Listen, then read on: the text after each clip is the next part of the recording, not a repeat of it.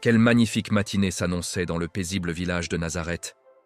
2 cœurs y vivaient, nourrissant des rêves simples, ignorant totalement le destin extraordinaire qui les attendait. Marie, jeune femme au cœur généreux, offrait du pain au petit Élie, un enfant du village. Sa bonté rayonnait dans chaque geste, dans chaque parole bienveillante. Elle veillait toujours à ce que les enfants rentrent en sécurité chez eux. Pendant ce temps, dans son atelier, Joseph le charpentier façonnait le bois avec talent et passion. Ce matin-là, il travaillait sur une création spéciale pour le festival à venir, pensant à la joie que cela apporterait aux enfants du village.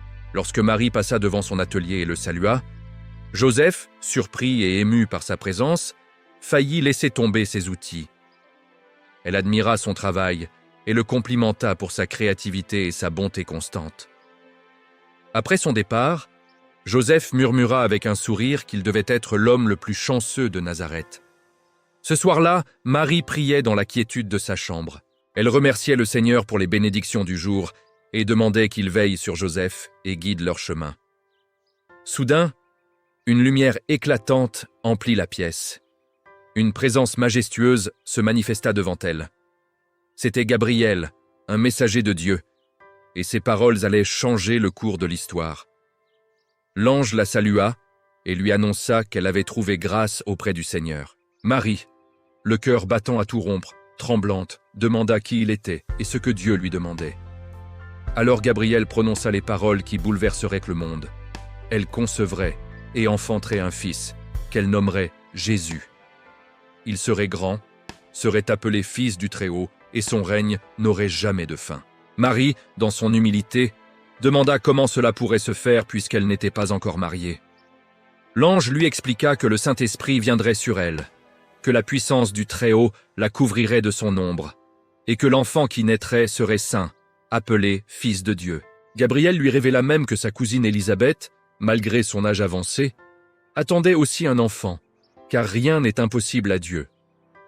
Tremblante mais emplie d'une paix inexplicable, Marie accepta en se déclarant servante du Seigneur. Qu'il lui soit fait selon la parole de l'ange. Lorsque la lumière disparut, elle resta immobile, le cœur débordant d'émerveillement, sachant qu'elle devait aller voir Élisabeth. C'est ainsi qu'avec foi et courage, le voyage extraordinaire de Marie commença. Un chemin qui allait transformer sa vie et le monde à jamais. Après plusieurs jours de marche épuisante mais portée par l'espérance, Marie arriva enfin chez sa cousine. Élisabeth ouvrit la porte et reconnut immédiatement sa jeune cousine. Mais au moment même où Marie la salua, quelque chose d'extraordinaire se produisit. Élisabeth sentit son enfant tressaillir en elle, et le Saint-Esprit l'illumina. À l'instant où elle avait entendu la salutation de Marie, l'enfant en elle avait bondi de joie. Les larmes coulaient sur les joues des 2 femmes. Élisabeth déclara que Marie était bénie entre toutes les femmes, et que l'enfant qu'elle portait était béni. Elle s'émerveillait que la mère de son Seigneur vienne jusqu'à elle. Submergée par l'émotion, Marie éclata alors en un chant de louange qui résonnerait à travers les siècles. Son cœur s'élevait, porté par l'Esprit. Son âme dansait, comprenant enfin qu'elle avait été choisie pour une destinée sublime, pour apporter l'espoir à toute l'humanité. Elle proclamait que son âme était bénie, car le Tout-Puissant lui avait montré la voie. De grandes choses il avait accompli, saint était son nom, et à jamais son amour régnerait. Sa miséricorde coulait comme un fleuve immense sur ceux qui lui font confiance. Il dispersait les orgueilleux et renversait les rois, mais élevait les humbles sur des ailes d'aigle. Il remplissait les affamés des meilleures choses, tandis que les riches repartaient les mains vides. Il gardait sa promesse, éternellement fidèle, comme il l'avait proclamé depuis toujours. À jamais et pour toujours, son amour régnerait. Marie demeura avec Élisabeth pendant 3 mois, un temps précieux de soutien mutuel et de joie partagée, alors qu'elles se préparaient au rôle qu'elles étaient destinées à accomplir. Élisabeth raconta avec tendresse que son mari Zacharie ne pouvait toujours pas prononcer un mot depuis sa vision au temple, mais que ses yeux parlaient des volumes. Il écrivait tout et leur maison était remplie de ses notes. Marie demanda comment sa cousine se sentait. Élisabeth répondit qu'elle était reconnaissante et un peu fatiguée, mais que chaque instant était une bénédiction. Elle s'inquiétait aussi pour Marie, se demandant comment elle supportait toute cette merveille. Marie lui confia que parfois c'était accablant, mais qu'elle se rappelait qu'elle faisait partie d'un plan plus grand, et cela lui apportait la paix. Élisabeth, avec sagesse, lui rappela qu'elle était sage au-delà de ses années, et surtout, qu'elle n'était jamais seule dans ce voyage. Le moment du départ arriva trop vite. Marie devait retourner à Nazareth, car Joseph devait se demander où elle était. Élisabeth l'assura qu'elle se reverrait bientôt et la bénit. Elles se séparèrent avec gratitude et espérance. Au retour de Marie à Nazareth, Gidéon, un voisin, l'accueillit et lui demanda des nouvelles de son voyage chez Élisabeth. Elle lui répondit que tout s'était merveilleusement bien passé. La petite Sarah accourut vers elle avec enthousiasme, disant combien elle lui avait manqué. L'enfant lui confia qu'elle connaissait quelqu'un qui l'avait manqué encore plus, quelqu'un qui avait été si triste pendant son absence. Mais c'était un secret qu'elle ne pouvait révéler. Marie sourit, devinant qu'il s'agissait de Joseph, et décida d'aller le voir elle-même. Dans son atelier, Joseph travaillait tout en murmurant qu'il était l'homme le plus chanceux de Nazareth. Lorsque Marie le salua, il sursauta violemment, manquant de se blesser, tellement il était surpris et heureux de la voir de retour. Marie le taquina gentiment, lui rappelant qu'il ne pouvait pas laisser le meilleur charpentier de Nazareth se blesser. Joseph s'excusa, admettant qu'il était plus excité qu'il ne le pensait. Il lui demanda comment s'était passé son voyage et comment allait Élisabeth. Marie lui raconta que c'était incroyable, qu'Élisabeth attendait un fils et qu'elle était aux anges. Joseph s'émerveilla que c'était vraiment un temps de miracle. Justement, à propos de miracle, Marie avait quelque chose d'important à lui dire. Ils s'assirent ensemble. Le cœur battant, Marie lui raconta que quelque chose d'extraordinaire s'était produit. Un ange du Seigneur lui était apparu et lui avait dit qu'elle avait été choisie par Dieu pour porter un fils. Pas n'importe quel fils, mais le Messie. Il devait le nommer Jésus. Joseph, sous le choc, reconnut que c'était un message extraordinaire, mais demanda si elle en était certaine. Marie lui assura qu'elle savait que cela semblait incroyable, mais qu'elle le sentait dans son cœur. Elle portait un enfant. C'était un miracle au-delà de toute compréhension. Le silence qui suivit fut assourdissant. Joseph, bouleversé, lui dit que c'était tellement difficile à comprendre. Il voulait la croire, mais ne comprenait pas comment c'était possible. Il avait besoin de temps pour réfléchir. Marie comprit et lui dit qu'elle prierait pour qu'il reçoive des conseils. Avant de partir, elle lui assura que quoi qu'il arrive, elle tenait profondément à lui. La confusion et le doute obscurcissaient l'esprit de Joseph. Le chemin à suivre semblait incertain, et son cœur luttait pour savoir quoi faire.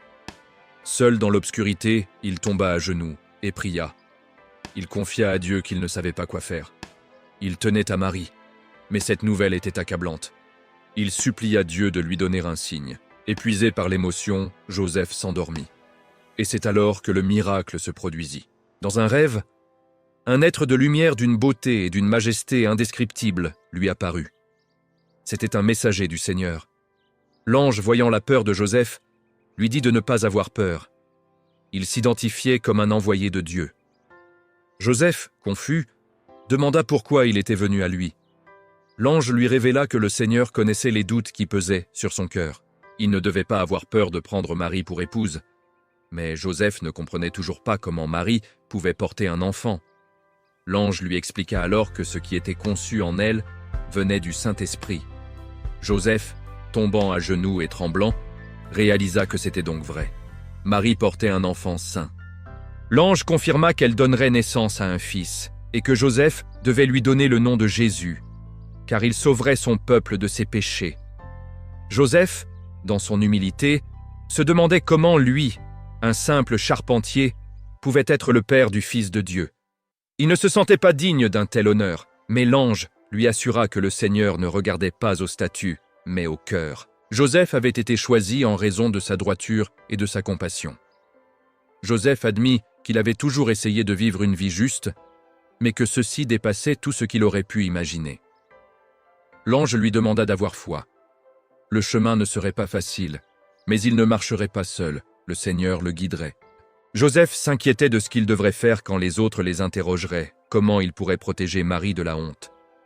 L'ange lui conseilla de marcher avec intégrité et de faire confiance au plan de Dieu.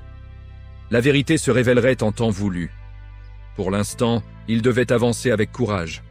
Joseph promit qu'il ferait ce que le Seigneur commandait. Il resterait aux côtés de Marie et protégerait l'enfant. L'ange le bénit, lui disant qu'il était béni parmi les hommes et que son nom serait rappelé pour les générations à venir. Joseph remercia l'ange dont les paroles avaient apaisé son cœur. L'ange lui souhaita la paix et lui rappela que le Seigneur serait toujours avec lui. Avant de disparaître, il lui dit simplement d'avoir foi. Joseph se réveilla en sursaut, le cœur battant, mais empli d'une certitude nouvelle. Il courut immédiatement voir Marie. Lorsqu'il arriva devant elle, essoufflé, Marie lui demanda si tout allait bien. Joseph lui raconta qu'il avait eu un rêve, une vision. Un ange lui était apparu, confirmant tout ce qu'elle lui avait dit. Les larmes montèrent aux yeux de Marie. Joseph lui demanda pardon d'avoir douté. Il la croyait maintenant et voulait être là pour elle, pour eux deux. Il lui demanda si elle voulait toujours de lui à ses côtés. Marie, émue, lui assura que oui, bien sûr, et qu'elle n'avait jamais douté de lui. C'est ainsi qu'avec des cœurs unis et une foi renforcée, Marie et Joseph embrassèrent le chemin tracé devant eux, prêts à affronter tous les défis à venir. Les jours passèrent dans une paix relative. Marie et Joseph vivaient simplement, se préparant à l'arrivée de l'enfant. Un jour, ils se promenaient au marché de Nazareth. Les marchands criaient leurs produits, les meilleures pommes, des chèvres et des moutons à vendre, des offres spéciales. C'était un jour comme les autres. Joseph demanda à Marie si elle aimait la couleur d'un tissu qu'il lui montrait. Puis, ils s'arrêtèrent devant un marchand de dattes. Marie suggéra d'en acheter pour leur dîner, sachant que Joseph ne pouvait jamais résister à ses gâteaux aux dattes. Le marchand, Ézéchiel, généreux, leur offrit même un sac supplémentaire pour la femme enceinte. Mais soudain, un tumulte éclata. Des soldats romains traversèrent le marché avec arrogance, chassant les gens de leur chemin comme du bétail. Un pauvre homme vit ses chèvres voler sous ses yeux. Lorsqu'il protesta, les soldats le menacèrent. Rome mangeait gratuitement et n'avait pas de temps pour les faibles. La tension était palpable dans le village. Les Romains pensaient qu'ils possédaient tout et tous. Les habitants se demandaient avec amertume s'ils avaient payé leurs taxes. Puis vint le moment qui allait tout changer. Un centurion romain se dressa sur une estrade, imposant le silence. Il déroula un parchemin officiel. Par décret de César Auguste, un recensement serait effectué dans tout le monde romain. Tous devaient retourner dans leur ville ancestrale pour être enregistrés et taxés. C'était obligatoire et commencerait immédiatement.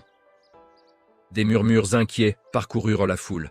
Les Romains s'attendaient vraiment à ce que tout le monde quitte sa maison.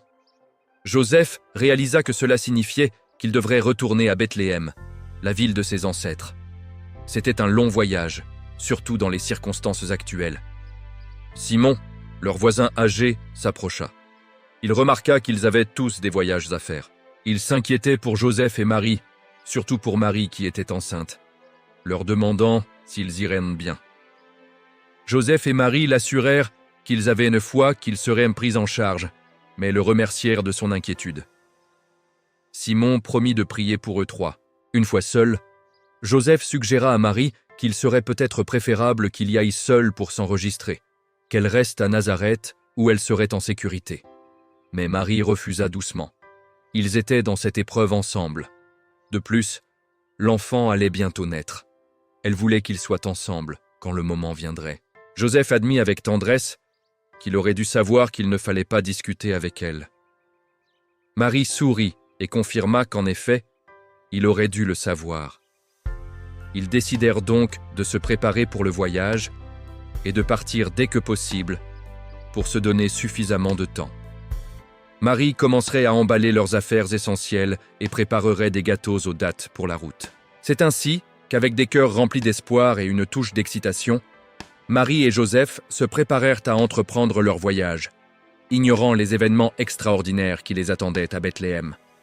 Joseph s'adressa affectueusement à leur vieil âne, Ruben. Il lui dit que ce serait tout un voyage et espérait qu'il était prêt pour la route qui les attendait.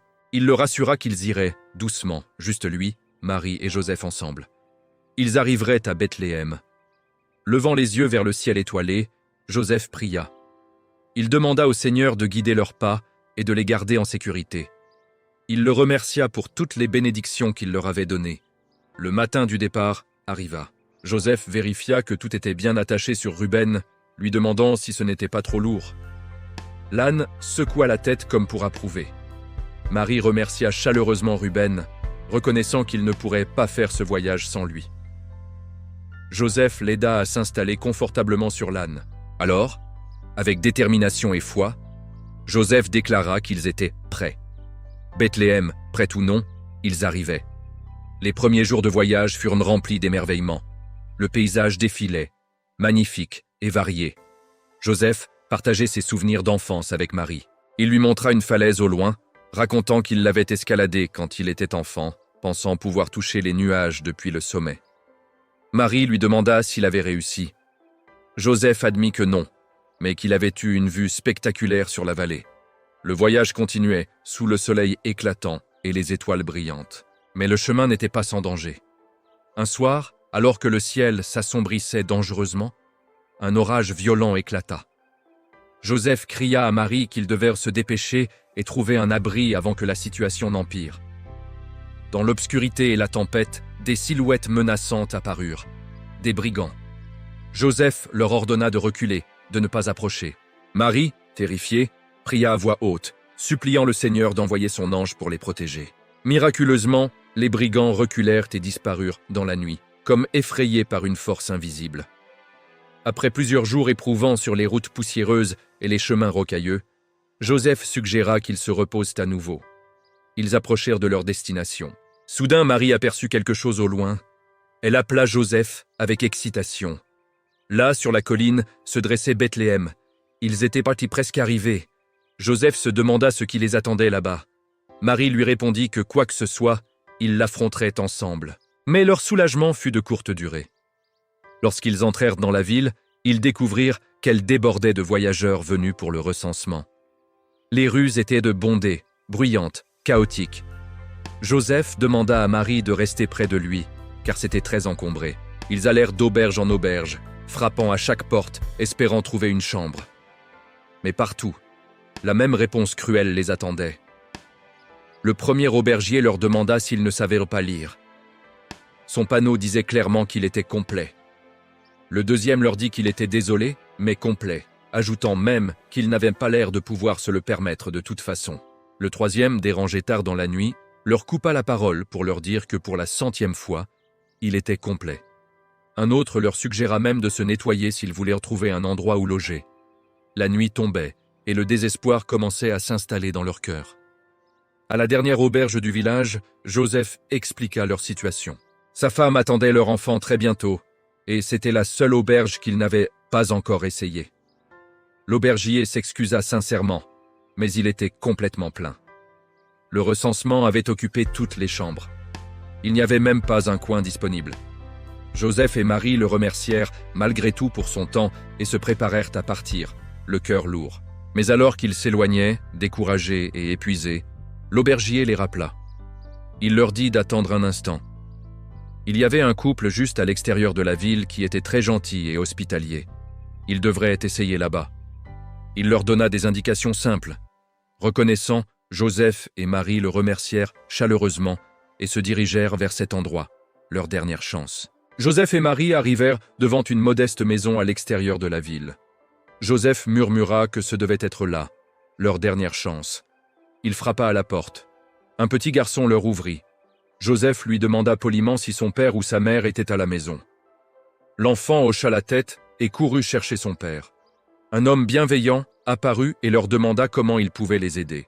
Joseph expliqua qu'ils venèrent de loin, de Nazareth, que sa femme attendait leur enfant très bientôt et qu'ils avaient désespérément besoin d'un endroit où rester cette nuit. L'homme s'excusa sincèrement. Il aurait aimé les aider, mais toutes ces chambres étaient occupées. Il ne restait même pas un coin de libre. Joseph, la voix tremblante, le supplia.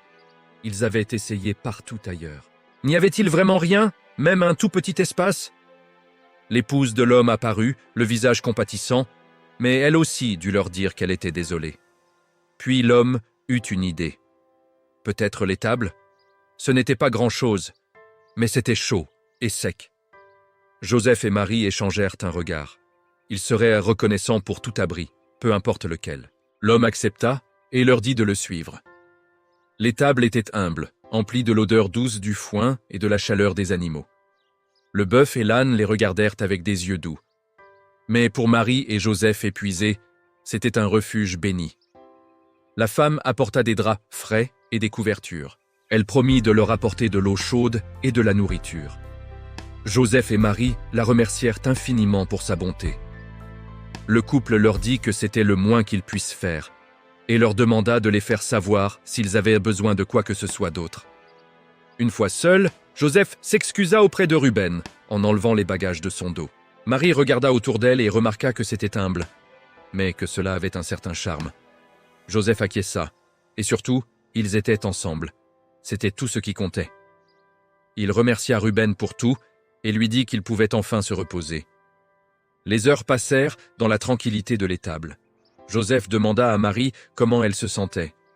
Elle lui répondit qu'elle était en paix. Elle pensait qu'ils étaient destinés à être ici, dans cet endroit précis. Puis vint le moment tant attendu. Marie annonça à Joseph que c'était le moment. L'enfant allait naître. Joseph, bien que nerveux, l'assura qu'il était là, qu'elle n'était pas seule. Et ainsi, en cette nuit silencieuse et sacrée, l'espérance entra dans le monde, dans le plus humble des lieux. Un don d'amour divin destiné à apporter la lumière à toute l'humanité. Les pleurs d'un nouveau-né résonnèrent dans l'étable. Un son si doux, si pur, si rempli de promesses. Marie, épuisée mais radieuse de joie, tint son fils contre son cœur. Elle murmura avec émerveillement qu'il était parfait. Elle accueillit Jésus dans le monde, le Sauveur tant attendu. Pendant ce temps, dans les champs environnant Bethléem, des bergers veillaient sur leurs troupeaux dans la nuit. L'un d'eux racontait pour la 100e fois l'histoire d'un lion qui avait essayé de voler un de ses moutons. Ses compagnons se moquaient gentiment, disant qu'à chaque fois qu'il racontait cette histoire, le lion grossissait. Bientôt, ce serait un dragon. Le conteur, offensé, annonça qu'il ne leur raconterait plus jamais d'histoire. Les autres remercièrent le ciel avec humour. Puis l'un des bergers leva les yeux vers le ciel nocturne et remarqua que les étoiles étaient particulièrement brillantes ce soir. Un autre acquiesça. On aurait dit qu'elles célébraient quelque chose, mais ils ne savaient pas à quel point ils avaient raison. Soudain, le ciel s'illumina d'une lumière aveuglante, plus brillante que 1000 soleils. Les bergers tombèrent face contre terre, terrifiés, se protégeant les yeux. Une voix majestueuse retentit, leur ordonnant de ne pas avoir peur. Elle apportait une bonne nouvelle qui serait une grande joie pour tout le peuple. Aujourd'hui, dans la ville de David, un sauveur était né. Il était le Christ, le Seigneur. Les bergers, tremblants, osèrent lever les yeux. Un sauveur, né ici même, à Bethléem? L'ange leur dit comment le reconnaître. Ils trouveraient un nouveau-né emmailloté et couché dans une mangeoire. Puis, dans un spectacle d'une beauté indescriptible, le ciel entier s'embrasa de lumière. Des milliers et des milliers d'anges apparurent, remplissant le ciel étoilé. Leurs voix s'unirent dans un chant céleste qui résonna dans toute la vallée. Gloire à Dieu au plus haut des cieux, et paix sur la terre aux hommes qui l'agréent. Le chant se répétait, magnifique et puissant, faisant vibrer l'air lui-même. C'était le plus beau son que les bergers avaient jamais entendu. Un hymne qui semblait venir du cœur même du paradis. Quand la lumière disparut enfin et que le silence retomba sur les collines, les bergers restèrent figés, tremblants et émerveillés. L'un d'eux murmura, se demandant si tout cela pouvait vraiment être en train de se produire. Un autre affirma que c'était un miracle. Alors, sans perdre un instant, ils décidèrent qu'ils devaient aller à Bethléem voir cet enfant dont le Seigneur leur avait parlé. Ils devaient se dépêcher et y aller immédiatement. Guidés par l'étoile qui brillait plus fort que toutes les autres dans le ciel, les bergers coururent vers la ville, le cœur battant d'anticipation. Lorsqu'ils arrivèrent devant une vieille étable à l'extérieur de Bethléem, l'un d'eux demanda s'ils étaient sûrs que c'était là. Cette vieille étable humble? Un autre confirma que oui, il en était certain. L'étoile les avait conduits ici. Ils approchèrent imprudemment. Joseph, alerté par le bruit, sortit pour voir qui arrivait.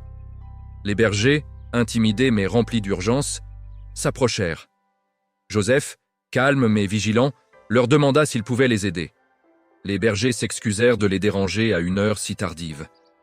Ils expliquèrent qu'ils avaient été guidés ici par une étoile et un message des anges. Joseph, intrigué, répéta « Des anges ?» Il les invita à entrer. À l'intérieur de l'étable, les bergers découvrirent exactement ce que les anges leur avaient annoncé. Un nouveau-né emmailloté, couché paisiblement dans une mangeoire remplie de foin. Ils murmurèrent avec émerveillement que c'était exactement comme les anges l'avaient dit. Des larmes coulèrent sur leurs joues rudes de berger. Ces hommes simples, habitués au vent froid et aux nuits solitaires, tombèrent à genoux devant le miracle qui se trouvait devant eux. Ils expliquèrent qu'ils avaient apporté des cadeaux. Ils étaient humbles, mais offerts de tout leur cœur. L'un d'eux offrit une de ses flûtes préférées pour le petit enfant. Joseph et Marie le remercièrent, profondément touchés par leur générosité. Un autre offrit du lait frais et du miel pour aider Marie à reprendre des forces. Marie fut émue aux larmes par cette bonté. Joseph les invita à se mettre à l'aise. L'un des bergers pensa même à l'âne et lui apporta aussi quelque chose. Alors que la nuit avançait, les bergers racontèrent leur histoire extraordinaire. Ils décrivirent comment l'étoile avait brillé plus fort et plus brillante que jamais. Comment soudain, l'ange leur était apparu, leur ordonnant de ne pas avoir peur. C'était magnifique, racontait-il avec des yeux émerveillés. Des centaines d'anges étaient apparus et avaient chanté ensemble. L'un des jeunes bergers, Élie, admit même qu'il s'était mis à pleurer tellement c'était beau. Les bergers répétèrent ce que les anges leur avaient dit. Cet enfant était le Sauveur, le Christ, le Seigneur. Joseph et Marie écoutaient, le cœur rempli de gratitude. Ils confirmèrent que cet enfant était vraiment une bénédiction pour tous. Alors que la paix remplissait les tables, Marie berça doucement son fils. Elle se mit à chanter une douce berceuse pour l'enfant Jésus. Elle chantait « Dors, saint enfant, repose tes yeux sous le ciel étoilé. Les anges te gardent d'en haut, enveloppés d'amour éternel. Chut, petit, n'aie pas peur. La lumière du ciel brille près de toi.